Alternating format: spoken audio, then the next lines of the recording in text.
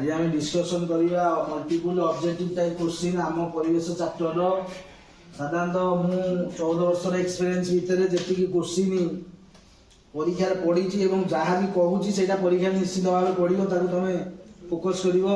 First question देख जीवन धारण अनुकूल वातावरण थी अंचल को कौन कहुए ना जीवमंडल जीवमंडल बा बायोस्फीयर बुझेगा। हिम प्रवाह केउ मंडल अंतर्भुक्त हिम प्रवाह जलमंडल अंतर्भुक्त। साधारणतः जो आम पोलार आइस रिजन अच्छी जल बरफ आकार में मेरु अंचल रही हिम प्रवाह बुझेगा। थर्ड क्वेश्चन देखिए केउ व्यवस्था द्वारा परिसंस्था समस्थिति बजाय रही है। साधारणतः आमर फेरंता संकेत फीडबैक मेकानिज्म बुझेगा पोषक चक्र माध्यम आमर पोषक है परिवेश को पुनः कौन फेरी थाए जहाँ को कहुए फेरंता संकेत नियंत्रण। 10% नियम किए प्रणयन करते वेरी इंपोर्टाट क्वेश्चन यही वर्ष 10% नियम किए प्रणयन करते आर लिंडेमैन बुझेगा।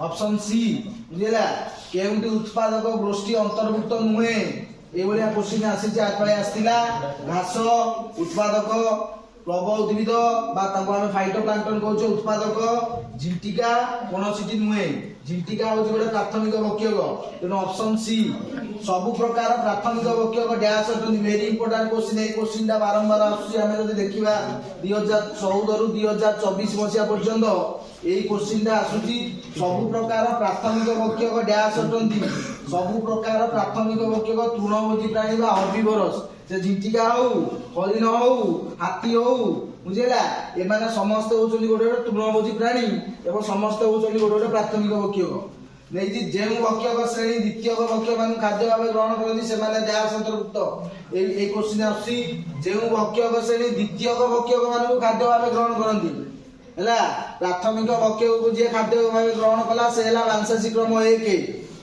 मांसाशी क्रम 1 बा द्वितीय बक्यक को जी खाद्य भाव ग्रहण कला से मांसाशी क्रम 2 बुझेगा।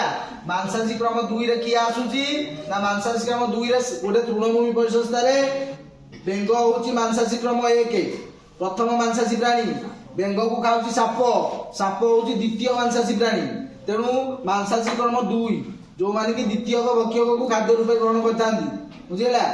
नेक्स्ट खाद्य श्रृंखला तृणभोजी माने केउ खाद्य स्तर अंतर्भुक्त तृणभोजी माने होचंदी द्वितीय खाद्य स्तर गोटे खाद्य श्रृंखला उत्पादक हूँ प्रथम खाद्य स्तर फर्स्ट ट्रॉफिक लेवल द्वितीय खाद्य स्तर हूँ तृणभोजी प्राणी तृतीय खाद्य स्तर हूँ मांसाशी क्रम 1 बा द्वितीय बक्यक चतुर्थ खाद्य स्तर हूँ मांसाशी क्रम 2 बा तृतीय बक्यक पंचम खाद्य स्तर हूँ शीर्ष बक्यक किए शीर्ष बक्यक तेणु मैक्सिमम 5टी कौन खाद्य स्तर रही खाद्य स्तर 5टी खाद्य स्तर रुझेगा।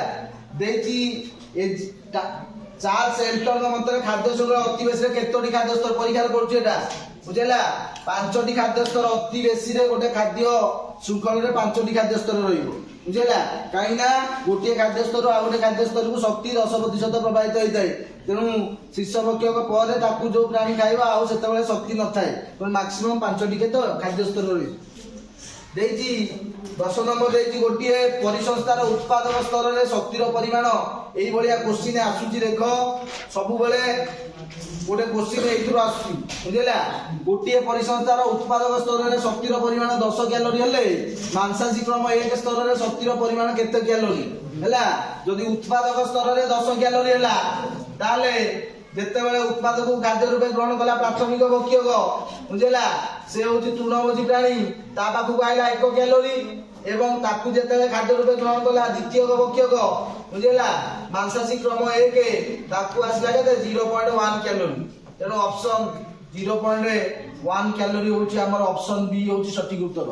यही क्वेश्चन यही क्वेश्चन निश्चित परीक्षा आर वर्ष आसला वर्ष आसे आम कैलकुलेशन करवा जिते गोटे खाद्य स्तर आ गए खाद्य स्तर को शक्ति गति करता है 10% 10% नियम अनुसार 10 भाग शक्ति आसता है तेणु ते उत्पादक स्तर में जब 10 है प्राथमिक बक्यक स्तर को आसला 1 कैलोरी प्राथमिक बक्यक को जी खाद्य रूपे ग्रहण कला द्वितीय बक्यक से हूँ मांसाशी क्रम 1 तेणु आमको पचार मांसाशी क्रम 1 को केते ना 0.1 कैलोरी आम टे कैलकुलेशन करवा हठात कि ये डायरेक्ट क्वेश्चन नुहे आम हठात कि गोटे कौन ना ऑप्शन को आमे रफ रे ताको कोन करिवा कैलकुलेशन सब बेले करिवा कन्फर्म हेबा तापर जाई गोल बुलेगा जो बैक्टीरिया अमोनिया को नाइट्रेट रे परिणत करतांदी बुझेला ताकू कुआ जाय कोन नाइट्रेट बैक्टीरिया कोन कुआ जाय नाइट्रेट पोषककारी बैक्टीरिया बुझेला ऑप्शन सी जीव शरीर विषाक्त पदार्थ कम सब बेले परीक्षा पड़ती है क्वेश्चन दा जीव शरीर विषाक्त पदार्थ क्रमगत वृद्धि कोन कुआ जैव परिवर्तन बा बायो मैग्निफिकेशन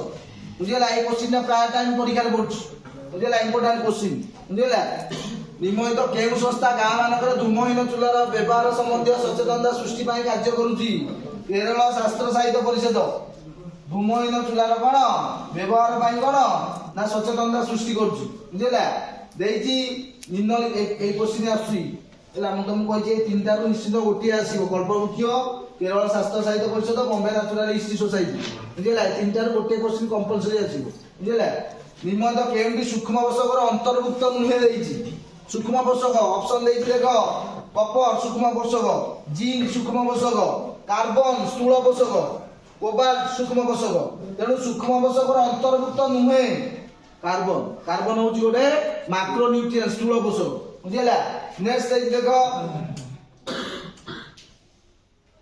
निम्नलिखित केउंटी स्थूल पोषकर अंतर्भुक्त नुहे बुझिला ताले nitrogen oxygen boron potassium oxygen nitrogen माने होचनी मैक्रोन्यूट्रिएंट स्थूल पोषक बोरॉन होची गोटे सूक्ष्म पोषक तेनो ऑप्शन सी हैला सठिक उत्तर बुझिला केउटी अन्य तीनोटी ठारू भिन्न सबज कोटरी प्रभाव अम्ल पुष्टि ओजन छिद्र जबखाद्य निबंधन एमाने होचनी गोटे गोटे कोन ना एनवायरमेंटल प्रॉब्लम परिवेश समस्या green house effect acid rain ozone layer depletion किंतु जबखाद्यन निबंधन ये होची कोन ना बायोलॉजिकल नाइट्रोजन फिक्सेशन बा जबखाद्यन चक्रर गोटे अंश तेणु एटा ए तीनोटी ठारू भिन्न तेणु जबखाद्यन निबंधन बुझिला केउंटी जैव अवनमित क्षम वर्ज्य नुहे परिवार जैव अवनमित क्षम बायोडिग्रेडेबल फलमूल बायोडिग्रेडेबल काठ बायोडिग्रेडेबल प्लास्टिक ये जैव अवनमित अक्षम नॉन बायोडिग्रेडेबल प्लास्टिक अणुजीव मान द्वारा अपघटन हम ना से हूँ जैव अवनीत अक्षम तेणु क्षम वर्ज नुहे मान अक्षम प्लास्टिक बुझेगा आलोक शोषण सौर शक्ति यहाँ परीक्षा पड़ी आलोक शोषण सौर शक्ति केउं शक्ति रूपांतरित होता है रासायनिक शक्ति रूपांतरित होता है एवं खाद्य रूप में संचित होना रही थाए सोलार एनर्जी कन्वर्टेड टू कौन केमिकल एनर्जी ये क्वेश्चन बुझेगा नेक्स्ट देख किए सर्वप्रथम इकोलॉजिकल पिरामिड शब्द परीक्षा पड़ुछ 10% नियम परिसंस्था किए बाहर करथिले इकोलॉजिकल पिरामिड हैला चार्ल्स एल्टन इकोलॉजिकल पिरामिड देथिले बुझिला नेक्स्ट एटा इंपोर्टेंट क्वेश्चन 20 नंबर देछि केउ पिरामिड उभय सड़क बा उल्टा ही पारे बुझिला जैव वस्तुत्व पिरामिड उभय सड़क आ उल्टा ही पारे संख्या पिरामिड आ जैव वस्तुत्व पिरामिड एटा ऑप्शन सी हैला सठिक उत्तर संख्या पिरामिड आ कोन जैव वस्तुत्व पिरामिड उभय सड़क आ उल्टा किंतु शक्ति पिरामिड कोन उल्टा ही न थाए सड़क बुझिला तेणु संख्या पिरामिड आ जैव वस्तुत्व पिरामिड सड़क आ उल्टा परिसंस्थार शक्तिर प्रभाव वेरी इंपोर्टेंट क्वेश्चन परीक्षा सब बेले पड़ुची परिसंस्थार शक्तिर प्रभाव किपरि एकतर बा परिसंस्थार शक्तिर प्रभाव एकतर बा ऑप्शन बी हैला सठिक उत्तर केउ बैक्टीरिया स्वाधीन भाव में जबखाद्यन अणु को अमोनियम परीक्षा एटा पड़ुची केउ बैक्टीरिया स्वाधीन भाव में जबखाद्यन अणु को अमोनियम परिणत करे बुझला आजाटोबैक्टर जे जबखाद्यन को अमोनियम परिणत करे आजाटोबैक्टर बुझला नेक्स्ट देखि राइजोबियम केउ प्रकार बैक्टीरिया अटे राइजोबियम गोटे सहजीवी बीजाणु कोन गोटे सहजीवी बीजाणु अटे सिम्बायोटिक नाइट्रोजन फिक्सेशन बैक्टीरिया बुझला नेक्स्ट देखि जीव मानकर वर्ज्य वस्तु और मुक्त शरीर केउ प्रक्रिया रे CO2 निर्गत होता है बुझला कोन ना अपघटन बुझला नेक्स्ट देखि 25 नंबर निम्नलिखित केउटी जैव परिसंस्थार जैविक अजैविक उत्पादन मध्य संयोग सृष्टिकारी उत्पादन अटे उभय जैविक और अजैविक उत्पादन मध्य संयोग सृष्टिकारी उत्पादन होची पुष्टिसार होची गोटे कोन ना बायोमोलिक्यूल्स हैला जो थरे की कोन अछि हाइड्रोजन ऑक्सीजन हैला कार्बन नाइट्रोजन ए सब रहउछ बुझिला पुष्टिसार होची कोन उभय जैविक और अजैविक उत्पादन मध्य संयोग सृष्टिकारी କେଉଁଟି ଅନ୍ୟ ତିନୋଟି ଠାରୁ ଭିନ୍ନ? ନୀଳବର୍ତ୍ତୀ ଶୈବାଳ, ଘାସ, ପ୍ଳବ ଉଦ୍ଭିଦ। ଏମାନେ ହେଉଛନ୍ତି ଉତ୍ପାଦକ, ନିଜ ଖାଦ୍ୟ ନିଜେ ପ୍ରସ୍ତୁତ କରିଥାନ୍ତି। ବୀଜାଣୁ ବ୍ୟାକ୍ଟେରିଆ ହଉଛି କଣ ନା ଗୋଟେ ଅପଘଟକ, ତେଣୁ ଇଏ ତିନିଟା ଠାରୁ ଭିନ୍ନ। ବୁଝିଲା? ଭୂପୃଷ୍ଠଟା କେତେ କିଲୋମିଟର ପର୍ଯ୍ୟନ୍ତ ବ୍ୟାପିଥିବା ଅଞ୍ଚଳକୁ ବାୟୁମଣ୍ଡଳ କୁହାଯାଏ?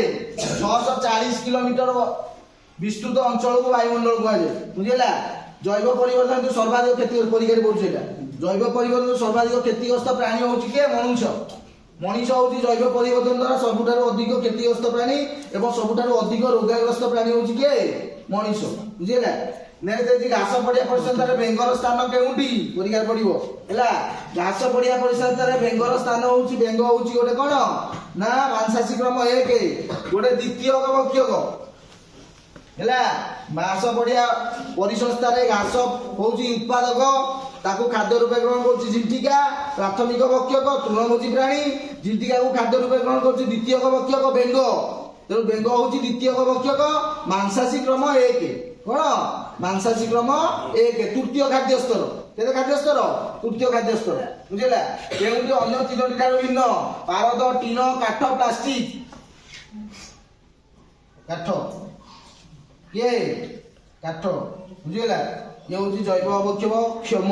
ଏ ତିନିଟା ଅଙ୍ଗ ହଉଛି ଜୈବ ଅବକ୍ଷୟ ଅକ୍ଷମ। ବୁଝିଲା? କିଏ ପ୍ରଥମେ ଇକୋସିଷ୍ଟମ ଶବ୍ଦ ବ୍ୟବହାର? ଏଇଟା ପରୀକ୍ଷାରେ ପଡୁଛି। ହେଲା? ଇକୋସିଷ୍ଟମ ଶବ୍ଦର ପ୍ରଚଳନ ଏଜି ଟାନ୍ସଲେ।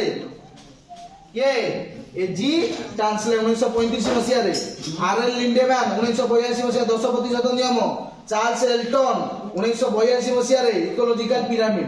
ଏ ତିନିଟାରୁ ଗୋଟିଏ କୋଶ୍ଚିନ୍ ଆସୁଛି ସବୁବେଳେ। ବୁଝିଲା? ତେଣୁ ଏଜି ଟାନ୍ସଲେ ଆମ ପାଇଁ ପରୀକ୍ଷାରେ ଆସିଥିଲା ଏଇ କୋଶ୍ଚିନ୍ଟା। ବୁଝିଲା? ବୀଜାଣୁକୁ ପରିସଂସ୍ଥାର କେଉଁ ପ୍ରକାର ଉପାଦାନର ଅନ୍ତର୍ଭୁକ୍ତ କରାଯାଏ? ବୀଜାଣୁ ହଉଛି ଗୋଟେ ଅପଘଟକ। ପରୀକ୍ଷାରେ ଦେଇଥିବ ଏମାନଙ୍କ ମଧ୍ୟରୁ କେଉଁଠି ଗୋଟେ ଅପଘଟକ? ବୀଜାଣୁ କିମ୍ବା କବକ। ଶୈବାଳ ଗୋଟେ ଅପଘଟକ ନୁହେଁ, ଶୈବାଳ ହଉଛି ଗୋଟେ ଉତ୍ପାଦକ। କଣ ଗୋଟେ? ଉତ୍ପାଦକ। ଅପଘଟକ ହେଲା ବୀଜାଣୁ ଆଉ କିଏ? କବକ। ବୁଝିଲା?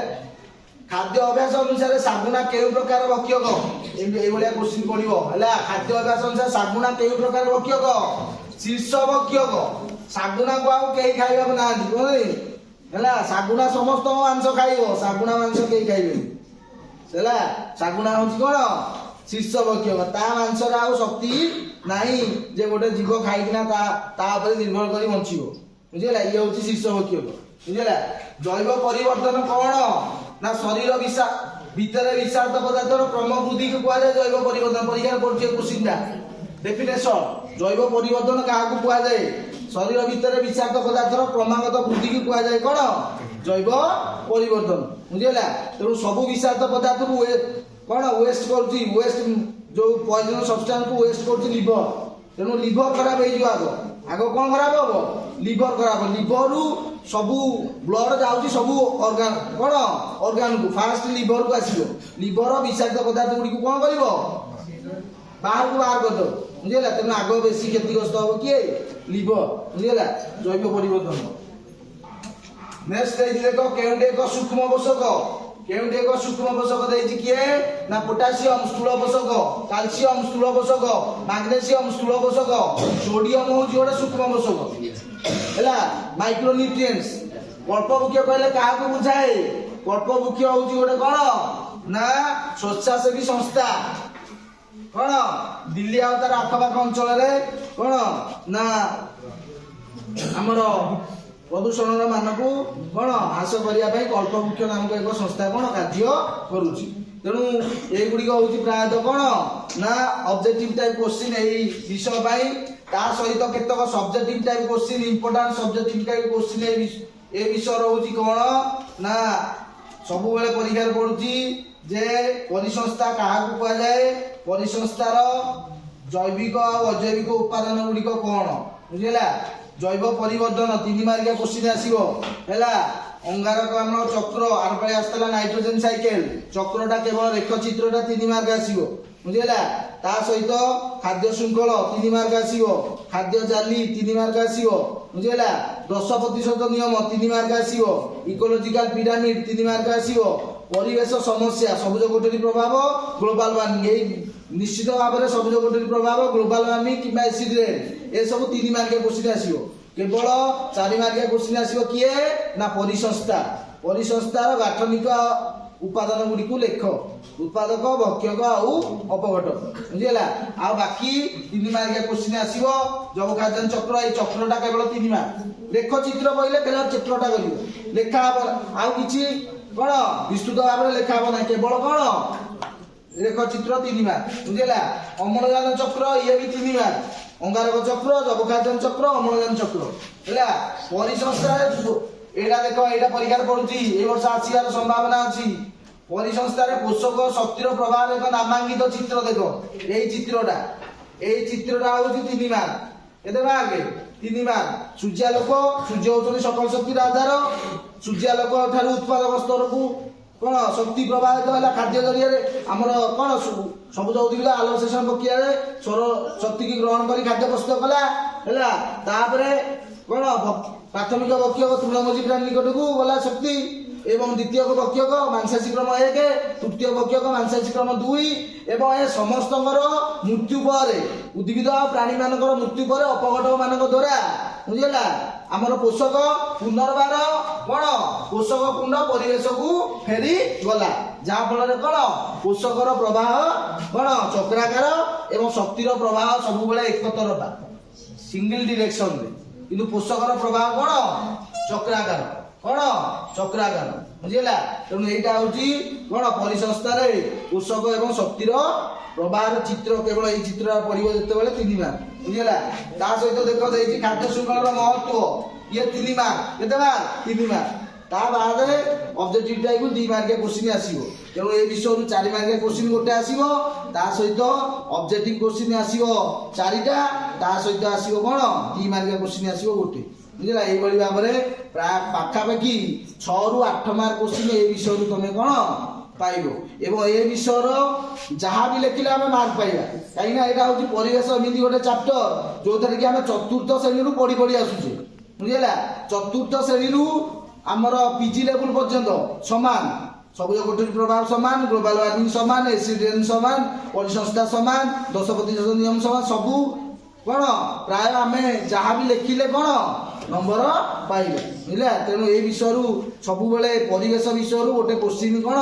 लंग टाइप क्वेश्चन आसूची ता सहित ऑब्जेक्टिव टाइप क्वेश्चन आसूची तेणु आम प्राय आमर वर्तमान काम होची कौन ना परीक्षा आउ 2 मास रहिला कौन रहिला 2 मास समय रहिला 2 मास भितर आम इंपोर्टाट क्वेश्चन को फोकस करिया जो क्वेश्चन 90% रो एबव आसीबार चांसेस अछि आम एमिति बही अंध भलिया पढ़िबानी बही पढ़िया पाई ऑलरेडी 6 मासे पळई गलानी वर्तमान आम केवल कौन पढ़ा इंपोर्टाट क्वेश्चन जो गुड़िक ए वर्ष परीक्षा आसबार संभावना अच्छी एवं से क्वेश्चन की प्रिपेयर होता आम जहाँफल आम परीक्षा 100% कौन ना आमर दक्षता प्रतिपादन करवा आउ सबू एमती बही आड़ेकिना जाइदेवे देखला जो क्वेश्चन पढ़ी मत आसुन छाड़िकिना आसबि ताले वर्षटांगर परिश्रम कौन हो वृथा कौन हो तेणु आम चूज करिया को क्वेश्चन 10 वर्षर क्वेश्चन 2014 रु 2024 पर्यंत